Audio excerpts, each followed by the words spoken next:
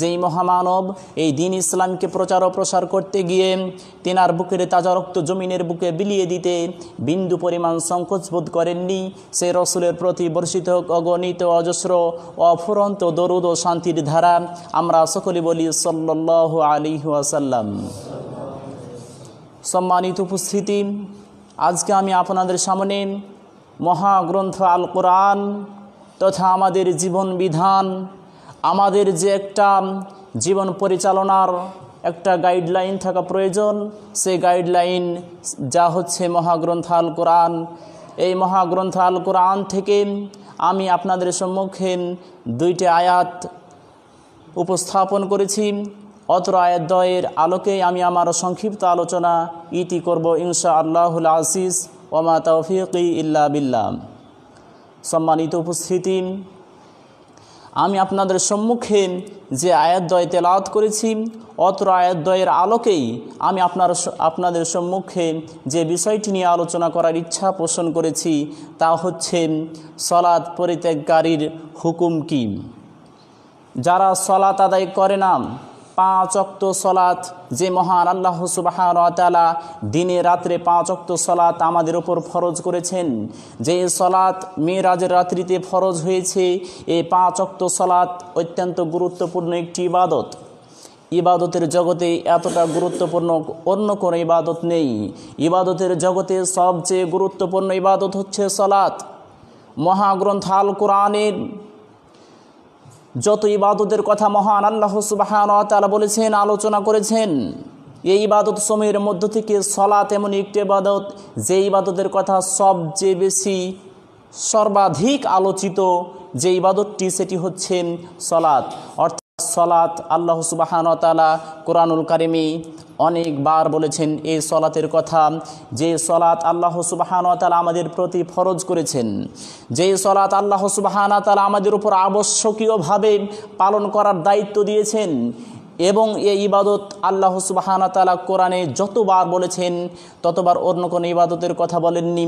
অতএব সলাত অতীব গুরুত্বপূর্ণ একটি ইবাদত, যা আল্লাহ সুবহানাহু ওয়া তাআলার বলার সাহাবায়ে কেরাম যেমন সলাতকে মূল্যায়ন করতেন, তাদের এই ভাষা, তাদের বলা থেকে এটা বোঝা যায় যে সলাত ছেড়ে দিলে সে মুসলিম থাকে না, সলাত ছেড়ে দিলে সে কাফের হয়ে যায়। এ মর্মে মহান আল্লাহ সুবহানাহু ওয়া তাআলা কি বলেছেন? এ মর্মে মহান আল্লাহ সুবহানাহু ওয়া তাআলা সূরাতুল মারিয়াম এর 59 এবং 60 নম্বর আয়াতের মধ্যে ঘোষণা দিয়ে মহান আল্লাহ তাআলা বলছেন, ফাখলাফা মিন বা'দিহিম খলফুন, তাদের পরে চলে আসলো এক অপদার্থ জাতি, আদাউস সালাতা, যারা তাদের সালাতকে নষ্ট করে দিল, তাদের সালাতকে যারা বিনষ্ট করে দিল, ওয়াত্তাবাউস শাহাওয়াত, এবং তারা তাদের কুপ্রবৃত্তির অনুসরণ করলো। তাদের যে একটা কুপ্রবৃত্তি রয়েছে, তাদের মন যা চায়, তাদের কামনা বাসনা, তাদের প্রবৃত্তি যা চায়, এই কুপ্রবৃত্তির অনুসরণ করলো, অর্থাৎ সে মন যা চায় তাই করলো এবং সালাতকে পরিত্যাগ করলো।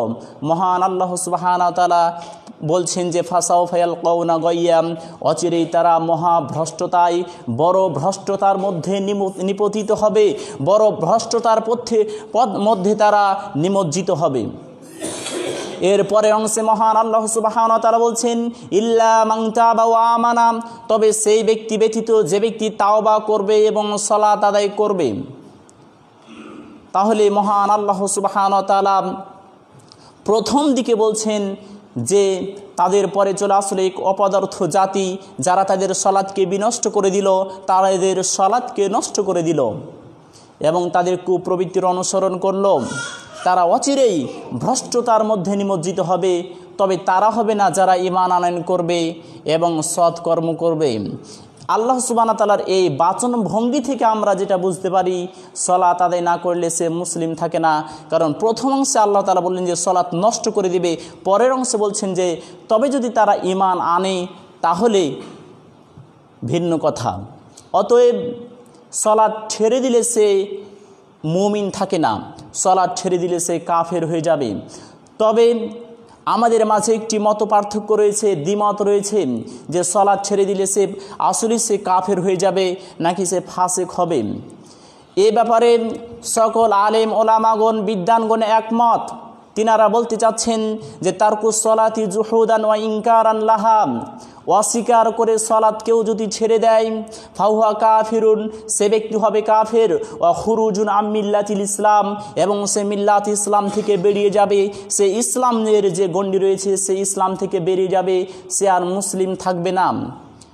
তাহলে এখানে একটি কথা বলা হলো যে যারা অস্বীকার করে সলাৎকে পরিত্যাগ করবে তারা সলাতের যে ফরজিয়াত রয়েছে, মহান আল্লাহ সুবহানাহু ওয়া তাআলা যে আমাদের উপর ফরজ করেছেন এই সলাতের যে ফরজিয়াত রয়েছে, ফরজিয়াতকে কেউ যদি অস্বীকার করে, ইনকার করে কেউ যদি সলাৎ পরিত্যাগ করে দেয় তাহলে সে কাফের হয়ে যাবে। এতে কোনো দ্বিমত নেই, কোনো আলেম এর বিপরীত মত পোষণ করেননি যে না সে মুসলিম থাকবে বা সে কাফের হবে না, এরূপ কোনো দ্বিমত নেই। এক কথায় যারা অস্বীকার করবে যে সলাৎ এর যে ফরজিয়াত রয়েছে, যে সলাৎ আদায় করে কি হবে, কে বলেছে সলাৎ ফরজ, এমন কিছু বলবে এবং সে সলাৎ আদায় করবে না, এই ব্যক্তি কাফের, সরাসরি কাফের, এবং এতে কোনো দ্বিমত বা ইখতিলাফ নেই, সবাই সব বিদ্বানগণেতে একমত। এবার যারা অস্বীকার করবে না সলাৎকে কিন্তু ইচ্ছাকৃতভাবে আদায় করছে না, এরা মুসলিম না কাফের। এ ব্যাপারে দুইটি মত। একটি মত হচ্ছে যে সলাৎ সে অস্বীকার করে আদায় ছেড়ে দেখ, আর এমনি অলসতাবশত ইচ্ছাকৃতভাবেই ছেড়ে দেখ, সে কাফের হয়ে যাবে, একটি মত।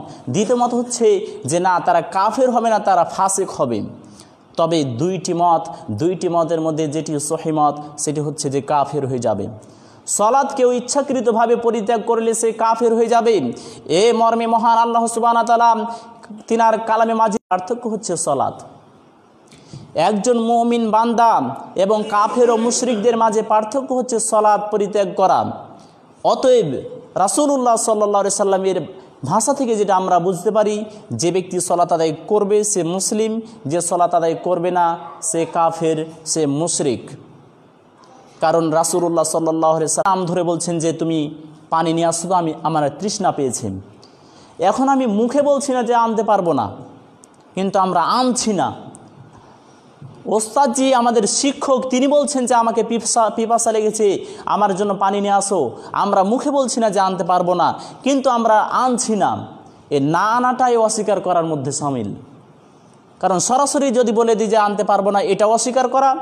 আবার যদি আমি নিয়ে না আসি, আমাকে বলছেন যে আমি পিপাসিত, এরপরে যদি আমি নিয়ে না আসি, তা আমরা যদি ওস্তাদের কথা মেনে না নিই, এটাও অস্বীকারের মধ্যে শামিল হয়ে যাবে। তাছাড়া ইবনুল কাইয়ুম রাহিমাহুল্লাহ তিনি একজন বড় বিদ্বান, যিনি হচ্ছেন ইবনু তাইমিয়া রাহিমাহুল্লাহ এর ছাত্র। তিনি বলছেন যে একজন মুসলিম লা ইলাহা ইল্লাল্লাহ বলবে অন্তর থেকে এবং সে সলাৎ পরিত্যাগ করবে, এমনটা কখনো হতে পারে না, এটা অসম্ভব। কারণ আমরা যারা বলে থাকি বা আমাদের মধ্যে যারা বলে থাকেন যে সে তো লা ইলাহা ইল্লাল্লাহ বলেছে, অতএব সে কাফের হবে না, সলাৎ ছেড়ে দিলেও সে কাফের হবে না। ইবনুল কাইয়ুম রাহিমাহুল্লাহ যেটা বোঝাতে চাচ্ছেন, যে তিনি বলছেন যে একজন ব্যক্তি লা ইলাহা ইল্লাল্লাহ বলেছেন, সে লা ইলাহা ইল্লাল্লাহকে বিশ্বাস করে, সে স্বীকার করে বা সে অন্তর থেকে বিশ্বাস করে যে আল্লাহ ব্যতীত কোনো মাবুদ নেই, এমন ব্যক্তি সালাত ছেড়ে দিবে, এটা অসম্ভব। সে কখনো সালাত ছেড়ে দিতে পারে না। অর্থাৎ আমরা যাদেরকে বলছি যে তারা লা ইলাহা ইল্লাল্লাহ বলেছে, এরা মুখে শুধু বলেছে, এরা অন্তরে বিশ্বাস করেনি। অন্তর থেকে যদি বিশ্বাস করে তাহলে সে কখনো সালাত পরিত্যাগ করতে পারে না। কারণ যখন মানুষ ভয় ভীতির মধ্যে বলে, তাহলে ইবনুল কাইয়ুম রাহিমাহুল্লাহর এই বক্তব্য থেকে আমরা একটা বলতে পারি যে কোনো মানুষ কোনো ব্যক্তি বিপদে পড়েও লা ইলাহা ইল্লাল্লাহ যেমন বলে থাকে, যে ব্যক্তি মুখে বলছে লা ইলাহা ইল্লাল্লাহ অথচ সালাত আদায় করছে না, এই হচ্ছে ওই ব্যক্তির মতো। যেমন সমুদ্রের মধ্যে আমরা সফর করতে গেলাম বা আমরা সমুদ্রের মধ্যে যদি সফর করতে যাই, সেই সফরের সময় আমরা সমুদ্রতে সফর করছি, সমুদ্রের মধ্যে আমরা জাহাজে করে ভ্রমণ করছি, এমন সময় সমুদ্র একেবারে উথাল পাথাল হয়ে গিয়েছে, বড় বড় উঁচু উঁচু ঢেউ ধেয়ে আসছে। মনে হচ্ছে এই বুঝি নৌকাকে আমাদের ডুবিয়ে দিল, মনে হচ্ছে এই বুঝি আমাদের স্টিমারটা ডুবে গেল, আমাদের ভয় হয়। সে সময় মুসলিমরা বলে থাকে যে হে আল্লাহ আমাদেরকে বাঁচাও। সে লা ইলাহা ইল্লাল্লাহ বলে থাকে, আল্লাহকে কতভাবে সে ডাকে। সেই স্থানে একজন অমুসলিমও আছে, মনে করেন যে আপনাদের সাথে একজন অমুসলিম আছে, একজন হিন্দু আছে, মুসলিমদেরকে দেখে দেখে সেও বলছে লা ইলাহা ইল্লাল্লাহ, হে আল্লাহ তুমি আমাদেরকে রক্ষা করো। কারণ মুসলিমদেরকে দেখতে পাচ্ছে যে লা ইলাহা ইল্লাল্লাহ বলছে, এ কারণে একজন হিন্দু আপনার সাথে থাকার কারণে সেই সমুদ্রের ঢেউ দেখে ভয়ে সেও বলছে লা ইলাহা ইল্লাল্লাহ। কিন্তু বাস্তবে সে কি আল্লাহকে স্বীকার করে? জি না, সে বাস্তবে আল্লাহকে স্বীকার করে না, কিন্তু সে মুখ দিয়ে তো বলে দিল যে লা ইলাহা ইল্লাল্লাহ। তাহলে সে কি মুসলিম হয়ে যাবে? জি না, অসম্ভব। অন্তর থেকে হতে হবে লা ইলাহা ইল্লাল্লাহ। আর ইবনুল কাইয়্যিম রাহিমাহুল্লাহ বলছেন যে অন্তর থেকে যে ব্যক্তি লা ইলাহা ইল্লাল্লাহ বলবে সে কোনোদিন সালাত পরিত্যাগ করতে পারে না। অর্থাৎ তিনি এটা বোঝাতে চাচ্ছেন যে ব্যক্তি সালাত আদায় করে না তার লা ইলাহা ইল্লাল্লাহ এটা শুধু মুখ থেকে বের হয়েছে, তার অন্তরে নেই। সম্মানিত উপস্থিতি, এ মর্মে ইবনু তাইমিয়া রাহিমাহুল্লাহ তিনি একজন বড় বিদ্বান, যাকে বলা হয় শাইখুল ইসলাম। শাইখুল ইসলাম বললেই আমরা যারা বই পড়েছি বা বিভিন্ন গ্রন্থ আপনারা যখন পড়বেন, সেখানে ইবনু তাইমিয়া রাহিমাহুল্লাহর কথা শুধু শাইখুল ইসলাম আসবে, তার নামের স্থানে তার ইবনু তাইমিয়া এটা আসবে না, শাইখুল ইসলাম। শাইখুল ইসলাম আসলে বুঝে নিতে হবে তিনি হচ্ছেন ইবনু তাইমিয়া রাহিমাহুল্লাহ। তিনি এমন একজন বিদ্বান যার ব্যাপারে অন্যান্য বড় বড় আলেম বা বিদ্বানগণ মন্তব্য করেছেন যে লাইসা হাদিসুন লা ইয়ারিফুহু ইবনু তাইমিয়া, ওই হাদিসটা হাদিসই নয় যে হাদিসটাকে ইবনু তাইমিয়া রাহিমাহুল্লাহ চিনেন না। অর্থাৎ ইবনু তাইমিয়া রাহিমাহুল্লাহ যদি বলেন যে আমি এই হাদিসটাকে চিনি না বা আমার স্মরণে নেই বা আমি পড়িনি, এরূপ যদি বলে তাহলে সেটা হাদিসই নয়, এটা পরবর্তী বড় বড় বিদ্বানগণ এই কথা বলেছেন। তাহলে এই কথা থেকে আমরা বুঝতে পারি যে ইবনু তাইমিয়া রাহিমাহুল্লাহ একজন বড় বিদ্বান। তিনি বলছেন, কারণ আমরা আবার অনেকে বলে থাকি যারা 5 ওয়াক্ত সালাত আদায় করে না এরা অলসতাবশত সালাত আদায় করে না, অর্থাৎ এরা অলস বা এরা ব্যস্ততার কারণে সালাত আদায় করে না, এ কথাটিও ঠিক নয়। কারণ ইবনু তাইমিয়া রাহিমাহুল্লাহ তিনি বলছেন যে যেই স্থানে যে এলাকাতে আজান দেওয়া হয়, যেই এলাকাতে আজান দেওয়া হয় এই এলাকার কোনো ব্যক্তি যদি সালাত আদায় না করে, এই এলাকার যে ব্যক্তি সালাত আদায় করে না এটা অলসতাবশত কখনো হতে পারে না। অর্থাৎ যে এলাকাতে আজান হয়, আমাদের এলাকায় সব স্থানে আজান হয়, সব এলাকাতে আজান হয়, এমন স্থানে কেউ যদি সালাত পরিত্যাগ করে তাহলে তার সালাত পরিত্যাগ করাটা কখনো অলসতাবশত হতে পারে না। এটা ইবনু তাইমিয়া রাহিমাহুল্লাহ বলছেন। অর্থাৎ অলসতাবশত সালাত পরিত্যাগ করলো, এটা আমরা যারা 5 ওয়াক্তই সালাত আদায় করে না তাদের অলসতা বলা যাবে না যে এরা অলসতা করে সালাত আদায় করে না, বরং এরা অস্বীকার করে সালাত আদায় করে না। কিন্তু মুখে বলে না, ভয়ে মুখে বলতে পারে না, ভয়ে যে আমি সালাত আদায় করব না, বা সালাত কে বলেছে ফরজ, কে বলেছে আদায় করতে হবে, এটা মুখে বলতে পারে না, কিন্তু তাদের অন্তর বলে যে সালাত আদায় করে কি হবে। সম্মানিত উপস্থিতি, অতএব আজান যে স্থানে হয় সেই স্থানে অলসতাবশত কেউ সালাত ছেড়ে দিতে পারে না। আবার আমরা অলসতা ধরে নিতে পারি, আমরা কোনো কাজে ব্যস্ত রয়েছি, কোনো কাজে ব্যস্ততা থাকার কারণে আমরা সালাত আদায় করলাম না, পরবর্তীতে আদায় করে নিলাম, এটা বা অন্য কোনো কাজ করছি আমরা অলসতা করে সালাতে আসছি না কিন্তু পরবর্তীতে আদায় করে নিলাম, এটা হচ্ছে অলসতা। কিন্তু একেবারে সে 5 ওয়াক্ত সালাতই আদায় করবে না, এটা অলসতাবশত হতে পারে না। অতএব সালাত ছেড়ে দিলে সে ইচ্ছাকৃতভাবে ছেড়ে দেখ বা সে অস্বীকার করে ছেড়ে দেখ, সালাত পরিত্যাগ করলে সে কাফের হয়ে যাবে। যারা নিয়মিতভাবে সালাত আদায় করে না তারা কাফের। সম্মানিত উপস্থিতি, এ মর্মে রাসূলুল্লাহ সাল্লাল্লাহু আলাইহি ওয়াসাল্লাম আর বলছেন, আন বুরাইদা রাদিয়াল্লাহু তাআলা আনহু আন্নাহু ক্বাল, হযরত বুরাইদা রাদিয়াল্লাহু তাআলা আনহু থেকে বর্ণিত তিনি বলেন, ক্বালা রাসূলুল্লাহ সাল্লাল্লাহু আলাইহি ওয়াসাল্লাম, রাসূলুল্লাহ সাল্লাল্লাহু আলাইহি ওয়াসাল্লাম বলেছেন, আল আহদুল্লাযী বাইনানা ওয়া বাইনাহুম আসসালাম, আমাদের মাঝে আমরা যারা মুসলিম আছি আমাদের মুসলিমের মাঝে এবং কাফেরদের মাঝে যেই চুক্তি যেই অঙ্গীকার সেটি হচ্ছে সালাত। আমাদের মাঝে এবং কাফেরদের মাঝে অঙ্গীকার হচ্ছে সালাত। ফামাং তারাকাহা ফাকাদ কাফারা, সুতরাং যে ব্যক্তি সালাত ছেড়ে দিবে সে ব্যক্তি কাফের হয়ে যাবে।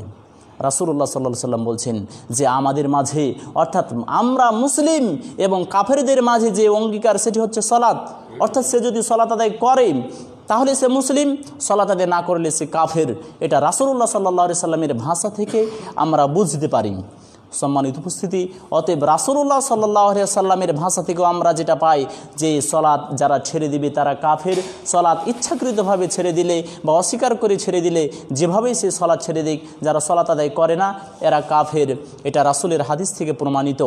এমনকি মহান আল্লাহ সুবহানাহু ওয়া তাআলা তিনার কালামে মাজিদের মধ্যেও এমনভাবেই বলেছেন যে যারা সলাৎ ছেড়ে দিবে এদের ক্ষেত্রে মহান আল্লাহ সুবহানাহু ওয়া তাআলা আরও বলছেন যে ফাইন তাবু ওয়া আকামুস সালাতা ওয়া আতাউজ যাকাতা ফাইখওয়ানুকুম ফিদ্দিন। ফাইন তাবু, যদি তারা তাওবা করে, যদি তারা অসৎ কাজ থেকে অসৎ পথ থেকে ফিরে আসে এবং তারা সালাত আদায় করে এবং যাকাত প্রদান করে, ফাইখওয়ানুকুম ফিদ্দিন, তাহলে তারা হচ্ছে তোমাদের দ্বীনি ভাই, তাহলে তারা হচ্ছে তোমাদের মুসলিম ভাই। এখানেও আল্লাহ তাআলা সালাতের কথা বললেন যে যদি তারা সালাত আদায় করে, যদি তারা তাওবা করে, সালাত আদায় করে, যাকাত প্রদান করে, তাহলে তারা হচ্ছে তোমাদের দ্বীনি ভাই, তাহলে তারা হচ্ছে তোমাদের মুসলিম ভাই। অতএব এর বিপরীত অর্থটাকে যদি আমরা উদ্ঘাটন করতে চাই তাহলে তার অর্থটা এরূপ হবে যে যারা তাওবা করলো না, সালাত আদায় করলো না, যাকাত প্রদান করলো না, তারা তোমাদের দ্বীনি ভাই নয়, তারা তোমাদের মুসলিম ভাই নয়। অতএব আল্লাহ সুবহানাহু ওয়া তাআলা এই আয়াতের মধ্যেও যেটা বোঝাতে চাচ্ছেন যে যারা সালাত ছেড়ে দিবে, যারা সালাত আদায় করবে না, এরা কাফের, এরা মুমিন নয়, এদেরকে আবার পুনরায় ঈমান আনয়ন করতে হবে। কারণ এ মর্মে ইমাম শাফিঈ রাহিমাহুল্লাহ এবং ইমাম আহমদ ইবনে হাম্বল রাহিমাহুল্লাহর একটি আলোচনা রয়েছে। ইমাম শাফিঈ রাহিমাহুল্লাহ ইমাম আহমদ ইবনে হাম্বল রাহিমাহুল্লাহকে জিজ্ঞাসা করছেন যে যে ব্যক্তি সালাত ছেড়ে দিবে সে কি কাফের হয়ে যাবে? আহমদ বিন হাম্বল রাহিমাহুল্লাহ বলছেন যে জি, যে সালাত ছেড়ে দিবে সে কাফের হয়ে যাবে। তাহলে সালাত ছেড়ে দিলে সে ব্যক্তি কাফের হয়ে যাবে, এটা তিনি বলছেন।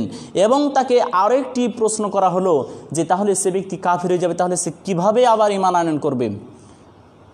তখন আবার ইমাম আহমদ বিন হাম্বল বলছেন যে যে ব্যক্তি এই রূপটা করবে, অর্থাৎ সে সালাত ছেড়ে দিবে, তাহলে তাকে আবার লা ইলাহা ইল্লাল্লাহ এই সাক্ষ্য দিয়েই তাকে ইসলাম গ্রহণ করতে হবে।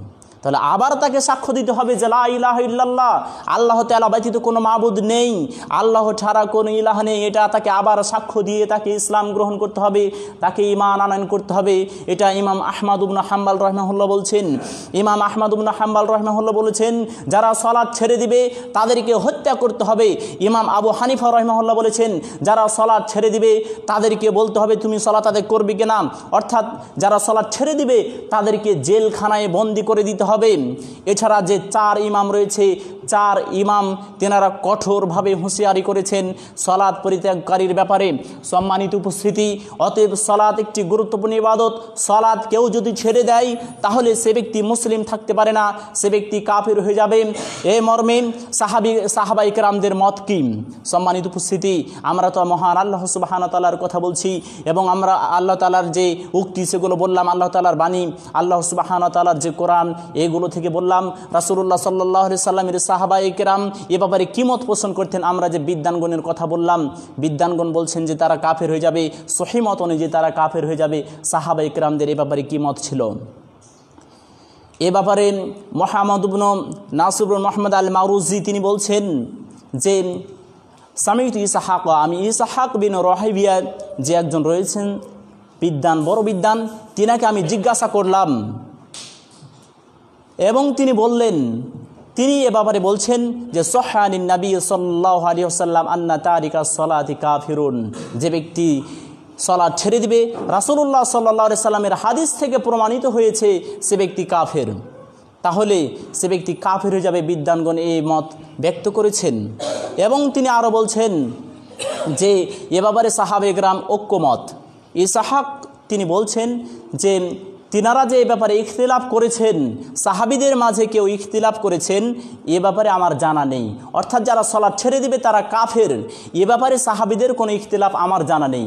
অর্থাৎ সাহাবায়ে কেরামের যুগে এ ব্যাপারে কোনো ইখতিলাফ ছিল না। আমাদের মাঝে যে ইখতিলাফটা রয়েছে যে সালাত ছেড়ে দিলে সে কাফের নাকি সে মুসলিম থাকবে, এ ব্যাপারে আমাদের মাঝে ইখতিলাফ রয়েছে, কিন্তু সাহাবায়ে কেরামদের মাঝে ইখতিলাফ ছিল না। তাদের ঐক্যমত ছিল, তারা সবাই বলতেন যে যারা সালাত ছেড়ে দিবে তারা কাফের। এ ব্যাপারে একটি হাদিস আন আব্দুল্লাহ ইবনে শাকিক রাহিমাহুল্লাহ থেকে বর্ণিত আছে, তিনি বলছেন যে কানা আসহাবু মুহাম্মাদিন সাল্লাল্লাহু আলাইহি ওয়াসাল্লাম লা ইয়ারাউনা শাইয়্যাম মিনাল আমালি তারকুহু কুফরুন গায়রাস সালাত। নবী সাল্লাল্লাহু আলাইহি সাল্লামের যে সাহাবায়ে কেরাম ছিলেন, সাহাবীগণ ছিলেন, তিনারা সালাত ছেড়ে দেওয়া ব্যতীত অন্য কোনো ইবাদত ছেড়ে দেওয়াকে কুফরি মনে করতেন না। অর্থাৎ সলাৎ ছেড়ে দিলে যে ছেড়ে দিবে তাকে কাফের মনে করতেন এবং অন্য কোনো ইবাদত ছেড়ে দিলে তাকে কাফের মনে করতেন না। অতএব সিয়াম কেউ যদি অলসতাবশত ছেড়ে দেয়, সিয়াম কেউ পালন করছে না, তাহলে সে ব্যক্তি কাফের হয়ে যাবে, এ মন্তব্য সাহাবায়ে কেরাম করতেন না। কেউ হজ পালন করলো না, তার জাকাত দেওয়া প্রয়োজন, সে জাকাত দিল না, সে কৃপণতা করলো, সে ব্যক্তি কাফের হয়ে যাবে, একথা সাহাবায়ে কেরাম বলেননি। তবে তিনারা বলেছেন যে সলাৎ ছেড়ে দিলে সে ব্যক্তি কাফের হয়ে যাবে এবং সকল সাহাবায়ে কেরাম এ ব্যাপারে একমত ছিলেন। এমনকি এ ব্যাপারে বিদ্বানগণ বলেছেন যে 110 হিজরি পর্যন্ত কোনো ইখতিলাফ ছিল না। এ ব্যাপারে সলাৎ ছেড়ে দিলে সে কাফের, এই মতে বা এই ফতোয়ার ক্ষেত্রে 110 হিজরি পর্যন্ত কোনো ইখতিলাফ ছিল না। সবাই একমত ছিলেন যে যারা সলাৎ ছেড়ে দিবে তারা কাফের হয়ে যাবে। সম্মানিত উপস্থিতি, অতএব সলাৎ ছেড়ে দেয় একটি মহাপাপ। সলাৎ ছেড়ে দিলে সে ব্যক্তি কাফের হয়ে যাবে, সলাৎ ছেড়ে দিলে সে ব্যক্তি মুসলিম থাকবে না। এখন আরও একটি বিষয় আমরা বলতে পারি যে কেউ কেউ বলছেন যে সলাৎ ছেড়ে দেওয়া এটা কুফরি, তবে ছোট কুফরি, সে কাফের হয়ে যাবে না। কারণ তাদের দলিল হচ্ছে রাসূলুল্লাহ সাল্লাল্লাহু আলাইহি সাল্লাম একটি হাদিসের মধ্যে বলেছেন যে সিবাবুল মুসলিমি ফুসুকুন ওয়া কিতালুহু কুফরুন। কোন মুসলিমের সাথে একজন মুসলিম আরেকজন মুসলিমকে গালি দেওয়া, এটা হচ্ছে ফাসিকি কাজ। একজন মুসলিম আরেকজন মুসলিমকে গালি দিবে, এটা হচ্ছে ফাসিকি কাজ। আর যে মুসলিম একজন মুসলিম আরেকজন মুসলিমের সাথে লড়াই লিপ্ত হবে, এটা হচ্ছে কুফরি কাজ, অর্থাৎ এ ব্যক্তি কাফের। এই ফতোয়া দেওয়া বা এই হাদিসটি নিয়ে এসে তিনারা বলেন যেখানে রাসূল বলেছেন যে একজন মুসলিম আরেকজন মুসলিমের সাথে যদি লড়াই করে, একজন মুসলিম আরেকজন মুসলিমের সাথে যদি ঝগড়ায় লিপ্ত হয়ে যায়, মারামারি করে, তাহলে সে কাফের বা এটা কুফরি কাজ, এখানে রাসূল সাল্লাল্লাহু আলাইহি ওয়াসাল্লাম বলেছেন। অতএব এরা তো কাফের হয়ে যায়নি। সম্মানিত উপস্থিতি, এরা কাফের হয়নি, ঠিক আছে এই ফতোয়া যে এরা কাফের হয়নি, তবে এর জন্য ভিন্ন দলিলও রয়েছে। এর জন্য ভিন্ন দলিল রয়েছে যে এরা কাফের হয়নি, কারণ এই হাদিসের মধ্যে থেকে যেটা বোঝা যাচ্ছে যে তারা কুফরি কাজ করলো, কিন্তু অন্যান্য হাদিস এবং কোরআন থেকে বোঝা যাচ্ছে যে এরা যদিও লড়াই লিপ্ত হয়ে যায় তাহলে এরা কাফের হবে না। কারণ অন্যান্য হাদিস এবং আল্লাহ সুবহানাহু ওয়া তাআলার আরও অন্যান্য যে আয়াতগুলি রয়েছে এটা এ ব্যাপারে প্রমাণ করে। যেমন রাসূলুল্লাহ সাল্লাল্লাহু আলাইহি সাল্লাম দুইজন মুসলিমের মাঝে ঝগড়া হলে, লড়াই লিপ্ত হলে তিনি ফায়সালা করে দিতেন। এ ব্যাপারে মহান আল্লাহ সুবহানাহু ওয়া তাআলা বলছেন যে দুইজন মুসলিম, অর্থাৎ একজন মুসলিম আরেকজন মুসলিমের মধ্যে যদি দ্বন্দ্ব হয়, দুইজন মুসলিমের মাঝে যদি দ্বন্দ্ব লেগে যায়, তাহলে তোমরা তোমাদের ভাইদের মাঝে ফায়সালা করে দাও, সংশোধন করে দাও। তাহলে আল্লাহ সুবহানাহু ওয়া তাআলার এই আয়াত যেটা প্রমাণ করে যে দুইজন মুসলিম যদি লড়াই লিপ্ত হয়েই যায় তাহলে তাদেরকে সংশোধন করতে হবে, এবং তিনি একথা বলছেন যে তোমাদের ভাইদের মাঝে সংশোধন করে দাও। তাহলে আল্লাহ তাআলার এই আয়াত থেকে প্রমাণিত হয় যে তারা পরস্পর কাফের হয়ে যায়নি, তারা মুসলিমে আছে। তাহলে এর জন্য ভিন্ন দলিল রয়েছে যে কেউ যদি কারোর সাথে লড়াই লিপ্ত হয় তাহলে সে কাফের হবে না, এর জন্য ভিন্ন দলিল রয়েছে। কিন্তু সলাৎ ছেড়ে দিলে সে কাফের হবে না, এর মর্মে কোনো দলিল নেই। এর বিপরীতে বা এ মর্মে খাস কোনো আলাদা কোনো পৃথক কোনো দলিল নেই যে সলাৎ ছেড়ে দিলে সে কাফের হবে না, বা সলাৎ ছেড়ে দিলেও সে মুসলিম থাকবে, বা সলাৎ ছেড়ে দিলে সেটাও তোমাদের মুসলিম ভাই। এরূপ কোনো হাদিস বা এরূপ কোনো আয়াত মহান আল্লাহ সুবহানাহু ওয়া তাআলার কোরআনুল কারিমে এবং রাসূলুল্লাহ সাল্লাল্লাহু আলাইহি ওয়াসাল্লামের হাদিসের মধ্যেও নেই। সম্মানিত উপস্থিতি, অতএব আমরা যেটা বলছি যে সলাৎ ছেড়ে দিলে কাফের, এটাই হচ্ছে সহিহ মত, এটাই হচ্ছে সহিহ মত। দুইটি মতের মধ্যে এটাই হচ্ছে বিশুদ্ধ মত। অতএব আমাদেরকে অবশ্যই সলাৎ আদায় করতে হবে। সলাৎ ছেড়ে দিলে একজন মুসলিম, আমরা দাবি করছি যে মুসলিম, কিন্তু মুসলিম পরিবারে জন্মগ্রহণ করলে মুসলিম হওয়া যায় না। মুসলিম পরিবারে আমি জন্মগ্রহণ করেছি এই কারণে যে আমি মুসলিম, এটা হবে না, এটা ভুল সিদ্ধান্ত। কারণ মুসলিম পরিবারের মধ্যে জন্মগ্রহণ করলে মুসলিম হওয়া যায় না, বরং কাফেরদের মাঝেও মুসলিম হতে পারে। একজন শিশু বড় হয়ে ইসলাম গ্রহণ করতে পারে, আবার একজন মুসলিম পরিবারে জন্মগ্রহণ করে সেও কাফের হতে পারে। তার দৃষ্টান্ত হচ্ছে সলাৎ ছেড়ে দেওয়া। সলাৎ ছেড়ে দিলে সে মুসলিম থাকে না, এটা একাধিক হাদিস থেকে প্রমাণিত, একাধিক আয়াত থেকেও প্রমাণিত। সম্মানিত উপস্থিতি, আরেকটি হাদিস আমরা সকলে জানি বা আমরা অনেক সময় শুনেছি যে ব্যক্তি সলাৎ ছেড়ে দিবে সে এই সলাৎটা হচ্ছে তার জন্য, অর্থাৎ কিয়ামতের দিন যারা 5 ওয়াক্ত সলাৎকে যথাযথভাবে হেফাজত করবে, কিয়ামতের দিন তাদের জন্য এই সলাৎ আলো হয়ে দাঁড়াবে। কিয়ামতের দিন তাদের এই সলাৎটা তাদের জন্য হয়ে যাবে দলিল এবং জাহান্নাম থেকে মুক্তির পথ। এবং তিনি আরও বলেছেন যে যে ব্যক্তি সলাৎকে হেফাজত করবে না সে ব্যক্তি সেই দিন নূরও হবে না, দলিলও হবে না, এবং সে জাহান্নাম থেকে মুক্তিও পাবার এই সলাৎটা তার জন্য উপায় হবে না। এই হাদিসের শেষ অংশে রাসূলুল্লাহ সাল্লাল্লাহু আলাইহি সাল্লাম বলছেন, ওয়া কানা ইয়াউমাল কিয়ামাতি মা কারুন ওয়া ফিরআউন ওয়া হামান ওয়া উবাই ইবনে খালফ। যে ব্যক্তি সলাতের হেফাজত করবে না, যে ব্যক্তি সলাতকে সংরক্ষণ করবে না, কিয়ামতের দিন সেই ব্যক্তি ফেরাউনের সাথে থাকবে, সে ব্যক্তি থাকবে কারুনের সাথে, সেই ব্যক্তি থাকবে উবাই ইবনে খালফের সাথে, সে ব্যক্তি থাকবে হামানের সাথে। চারজন বড় বড় কাফের। আমরা সকলে জানি ফেরাউন হচ্ছে সবচেয়ে নিকৃষ্ট একজন ব্যক্তি। পৃথিবীর বুকে অনেক কাফের আছে, তবে কাফেরদের মাঝে নিকৃষ্ট সে ব্যক্তি হচ্ছে ফেরাউন। আর সলাৎ ছেড়ে দিলে সে ফেরাউনের সাথে থাকবে। এ হাদিসটিকে নিয়ে আসার পরে ফিকহুস সুন্নাহ এর গ্রন্থকার তিনি বলছেন যে সলাৎকে হেফাজত না করা, সলাতের সংরক্ষণটাকে পরিহার করা, ছেড়ে দেওয়া, সলাৎকে বর্জন করা, সলাৎকে ছেড়ে দেওয়া, এবং সলাৎ ছেড়ে দিলে সে যে কাফেরদের সাথে অবস্থান করবে, কাফেরদের সাথে থাকবে, আবার বড় বড় কাফেরদের সাথে থাকবে কিয়ামতের দিন আখিরাতে। এই তাদের সঙ্গী হওয়াটা, তাদের সাথে বসবাস করাটাই দাবি করে যে ব্যক্তি সলাৎ ছেড়ে দিবে সে কাফের। সম্মানিত উপস্থিতি, অতএব সলাৎ আর মুসলিম থাকতে পারে না। অতএব অবশ্যই আমাদেরকে আবশ্যকীয়ভাবে সলাত আদায় করতে হবে। সলাত পরিত্যাগ করা যাবে না, সেটা অস্বীকার করে হোক বা ইচ্ছাকৃতভাবে হোক। আমরা তো বলছি যে আমরা জুমার সলাত তো আদায় করি, যে না জুমার সলাত আদায় করে মুসলিম হওয়া যায় না। 5 ওয়াক্ত সলাতে আমাদেরকে আদায় করতে হবে, 5 ওয়াক্ত সলাত আমাদেরকে যথাযথভাবে হেফাজত করতে হবে। কারণ মহান আল্লাহ সুবহানাহু ওয়া তাআলা 5 ওয়াক্ত সলাত আর জুমার সলাতের মাঝে কোনো ব্যবধান দেননি যে এটা বেশি গুরুত্বপূর্ণ, জুমার সলাতটা বেশি গুরুত্বপূর্ণ, বরং 5 ওয়াক্ত সালাত যেমনটা গুরুত্বপূর্ণ জুমার সালাত তেমনটাই গুরুত্বপূর্ণ। জুমার সালাত যেমন গুরুত্বপূর্ণ 5 ওয়াক্ত সালাত তেমনই গুরুত্বপূর্ণ। অতএব 5 ওয়াক্ত সালাতে আমাদেরকে যথাযথভাবে সংরক্ষণ করতে হবে, হেফাজত করতে হবে। 5 ওয়াক্ত সালাত যদি আমরা না আদায় করি তাহলে আমরা মুসলিম থাকতে পারি না, আমরা কাফির হয়ে যাব। অতএব অবশ্যই আমাদেরকে 5 ওয়াক্ত সালাত আদায় করতে হবে, যথাযথভাবে আমাদেরকে 5 ওয়াক্ত সালাত আদায় করতে হবে। আমাদের যে 5 ওয়াক্ত সালাতের যে একটা ওয়াক্ত রয়েছে, এই ওয়াক্তের মধ্যে আমাদেরকে আদায় করতে হবে। সম্মানিত উপস্থিতি, অতএব মহান আল্লাহ সুবহানাহু ওয়া তাআলা আমাদের 5 ওয়াক্ত সালাত যথাযথভাবে পালন করার তৌফিক দান করুন। আমরা সকলে বলি আল্লাহুম্মা আমিন। ওয়া আখিরু আলহামদুলিল্লাহি রাব্বিল আলামিন।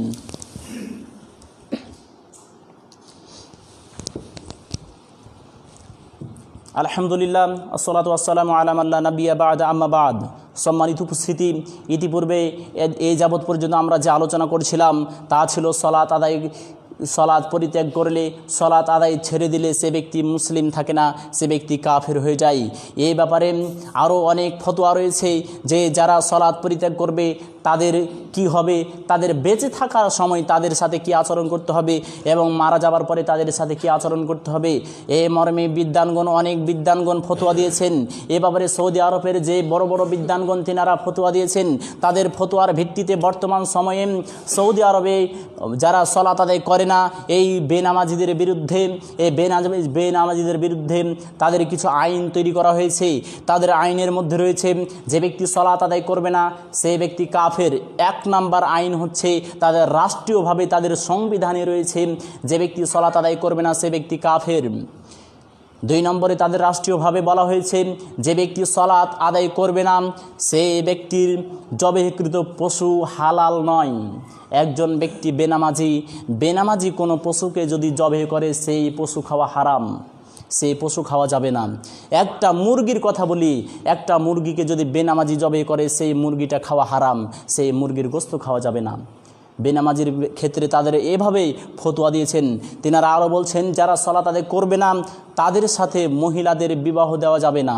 অর্থাৎ মেয়েদের রয়েছে, আমাদের বোন, আমাদের মেয়েরা রয়েছে, বেনামাজি ব্যক্তির সাথে, বেনামাজি যুবকের সাথে মেয়েদের বিবাহ দেওয়া যাবে না। অনুরূপভাবে কোনো বেনামাজি মহিলাকে বিবাহ করা যাবে না। সম্মানিত উপস্থিতি, তাদের ফতোয়াতে আরও রয়েছে সেই ব্যক্তিকে কাফন দেওয়া হবে না। আমরা যে মারা যাই, অর্থাৎ যখন মানুষ মৃত হয়ে যায়, মারা যায়, কোনো বেনামাজি যদি মারা যায় তাহলে তাকে গোসল দেওয়া যাবে না। লা ইউগসালু, তাকে গোসল দেওয়া যাবে না। ওয়ালা ইউকফানু, তাকে কাফন পরানো যাবে না, তাকে গোসলও দেওয়া যাবে না, তার কাফনও পরা যাবে না। ওয়ালা ইউসাল্লা আলাইহি, তার জানাজার সালাত আদায় করা যাবে না। যারা বেনামাজি তাকে গোসল দেওয়া যাবে না, তাকে কাফন পরানো যাবে না, তার জানাজার সালাত আদায় করা যাবে না। ওয়ালা ইকবারু ফি মাকাবিরিল মুসলিমিন ওয়ালা ইদফানু ফি মাকাবিরিল মুসলিমিন, এবং তাদের মুসলিমের গোরস্থানে তাকে মাটি দেওয়া যাবে না। সম্মানিত উপস্থিতি, এটা সৌদি আরবের বড় বড় যে বিদ্বান করেছেন তিনারা এই ফতোয়াগুলি দিয়েছেন, এবং তাদের ফতোয়ার ভিত্তিতেই সৌদি আরবের আইনগুলি করা হয়েছে। এই আইনগুলি সম্মানিত উপস্থিতি, অতএব কেউ যদি সালাত ছেড়ে দেয় বেনামাজি, তার গোসল দেওয়া যাবে না, তাকে কাফন পরানো যাবে না, এবং তার জানাজার সালাত আদায় করা যাবে না। অনেক আলেমগণ বলেছেন কেউ যদি বেনামাজির জানাজার সালাত আদায় করে তাহলে তার পাপ হবে। কেউ যদি বেনামাজির জানাজার সালাত আদায় করে তাহলে তার পাপ হবে, তাহলে তার জানাজার সালাত আদায় করাও যাবে না। এমনকি তাকে যে মুসলিমদের গোরস্থান রয়েছে, মুসলিমদের কবরস্থান রয়েছে, মুসলিমদের কবরস্থানে তাকে মাটি দেওয়া যাবে না। তাকে কি করতে হবে? তাহলে তার লাশটাকে কি করব? তার লাশটাকে যেমনভাবে পশু পাখি, কোনো কুকুর শিগাল মারা গেলে দুর্গন্ধ রোধ করার জন্য তাকে যেমন বনে জঙ্গলে মাটিতে পুঁতে ফেলি, এই বেনামাজিকে সেভাবে মাটিতে পুঁতে ফেলতে হবে। কারণ তাকে যদি আমরা উপরে রেখে দিই তাহলে তার দুর্গন্ধ ছড়বে, তার দুর্গন্ধে আমরা টিকতে পারবো না। এই দুর্গন্ধটাকে দূর করার জন্য তাকে বনে জঙ্গলে পশু পাখি কুকুর শৃগালের মতো তাকে পুঁতে দিতে হবে। এটাই হচ্ছে বিধান। সৌদি আরব থেকে রাষ্ট্রীয়ভাবে এই ফতোয়া দেওয়া হয়েছে। সম্মানিত উপস্থিতি, এবং সৌদি আরবের যে বড় বড় বিদ্বানগণ রয়েছেন, শাইখ